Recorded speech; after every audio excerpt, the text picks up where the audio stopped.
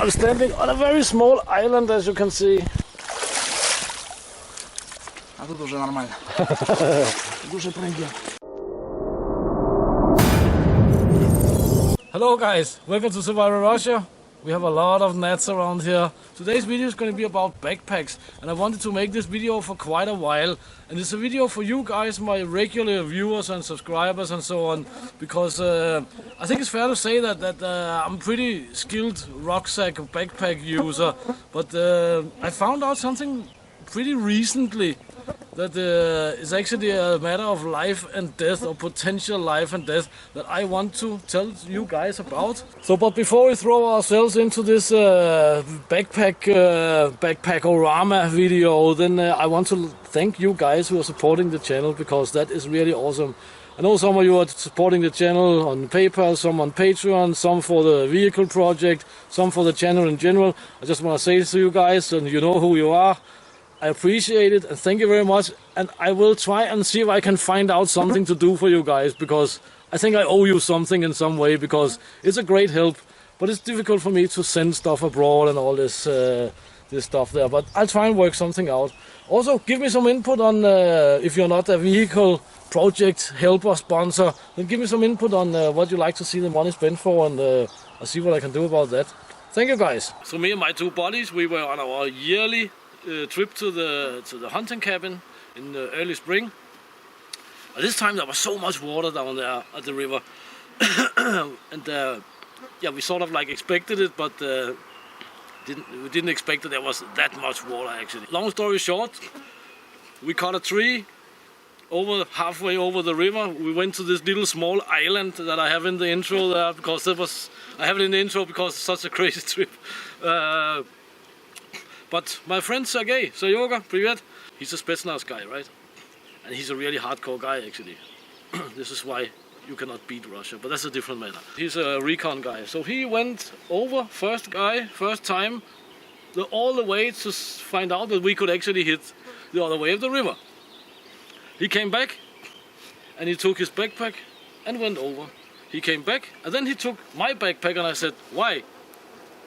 And he didn't even answer me, because he said, yeah, he was thinking, yeah, I'm the only one who can do this, because this was dangerous. It was like very, very deep water. We had long sticks to support ourselves on this log over the river, and the log was bouncing the further out we came. There's the poplar we caught on the other side. We could just make it over here. Now we just have to make it over there. But my Spetsnaz friend have already been there, and he actually took both my backpack and the big guy's backpack down there. Pretty awesome, but this is a little bit intense here, so see you later, guys. I mean, I'm not a small guy. The other guy we have with us, he is 2 meters tall and even heavier than me, right? So he came back, took my backpack, boom, over. He came back and he took the other guy's backpack as well, over, and then me and this other guy, we crossed ourselves. But when we reached the other side, Sergey, he was like, damn it, Lars, this rucksack is moving a lot, because he's using an external frame backpack, right? So he was just taking the backpack here and closing it, and it was like boom, boom. It was quite heavily packed, but it was moving a lot, and I could see he was struggling pretty well with his stick there, his support stick. So after he said that, I was actually paying very much attention to his external frame backpack, which is very much like this. This is a pack I have modified a little bit, but more about that a little bit later. But I could see that on the trip, that's a long trip, 17 kilometers through hell almost. I could see that his backpack was not moving at all, and he didn't even have a waist belt or anything on his pack. So I was thinking, damn it, because I'm actually not sure that I would have been able to make it with this pack here, because it was heavy, as I say, and when it's heavily loaded, it actually, even you are pulling all the straps in the sides and so on, it is actually rolling quite a lot. And I think you can actually see it because it's rounded here, sort of. You can see it from the side here, it's sort of like rounded off. At this trip, a good stable backpack really counted, but we of course didn't knew that we have to go through a very dangerous situation, and we could also not have done it, but it's just how it works here in Russia, right? But yeah, we made it, and everything was fine. But I really like this pack. But anyway, I've lately been revising my ideas on backpacks, and maybe it's not really a revision of what you can say, because I've been using this Swiss Army engineer's backpack for quite a while. And somehow I always returned back to using this backpack here.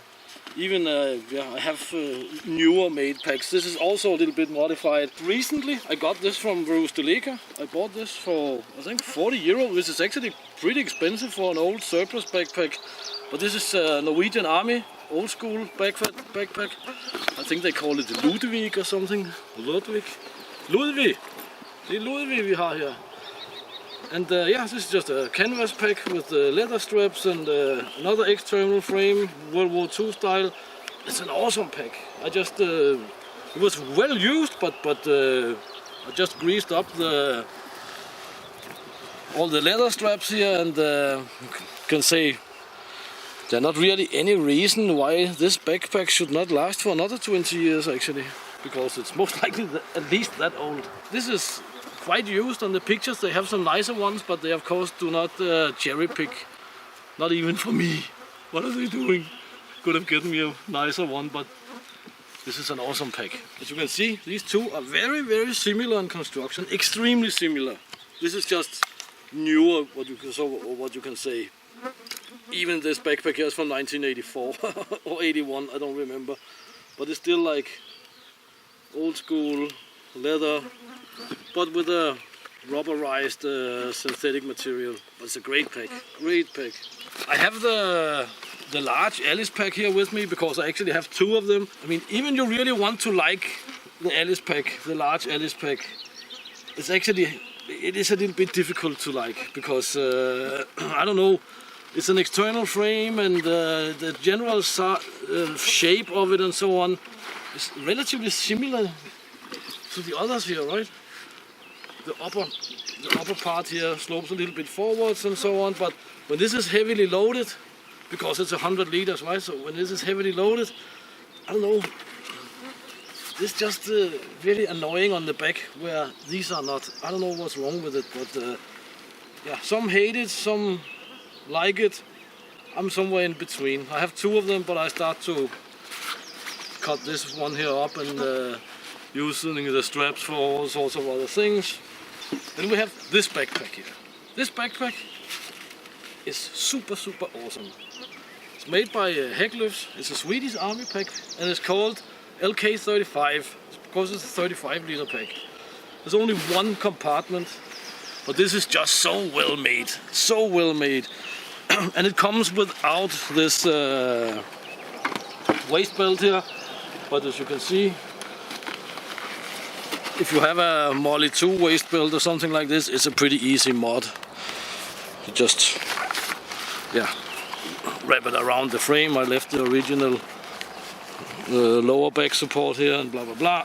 I got this pack here for a ridiculous little price, really cheap. It has a big brother called the LK70. If you can find the LK70, buy it straight away. Don't think about it, just get it if you need a big backpack. But this here, it's a little bit easier to find, the LK35, and it's super awesome. And if you're interested in getting one, I'll put some links in the description to some shops who have them, and I'm not affiliated with them at all. I'm just doing it for you guys if you want it. But come and take a look here. I mean, this is a little bit newer because it's natural, not natural material, it's a synthetic. It's like slightly rubberized on the inside here.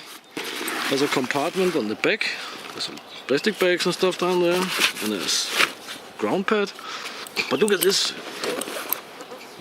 locking mechanism.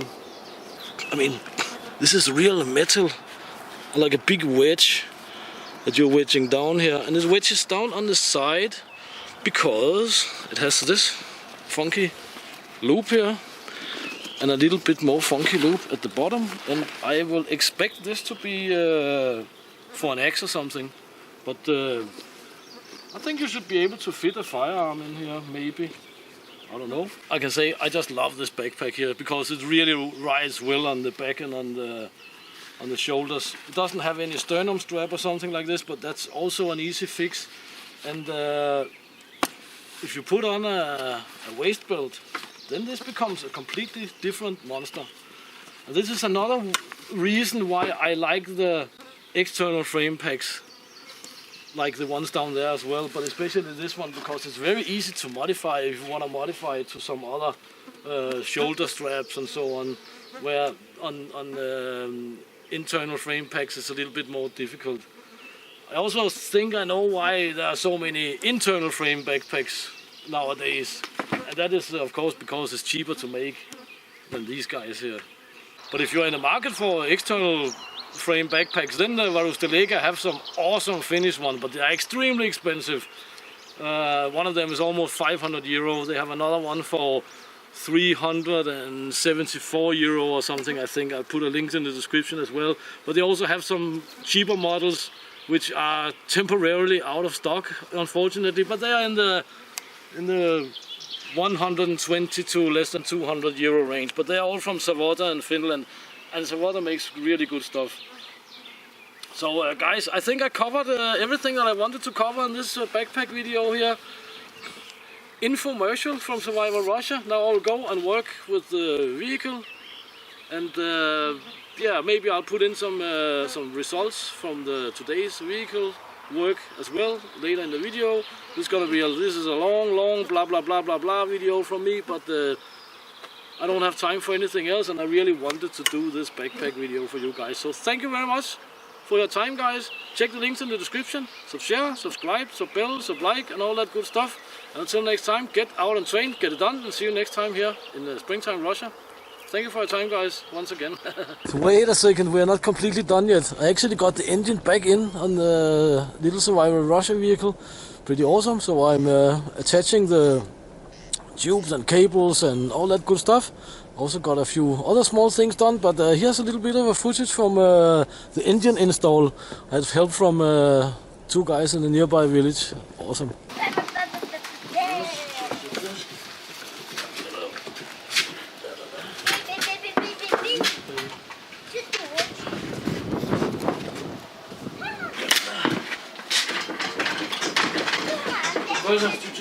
Может опять эти хуйни? Не. Нет? Не.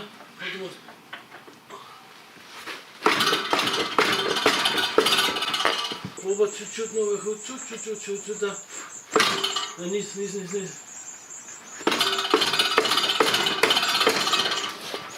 Да.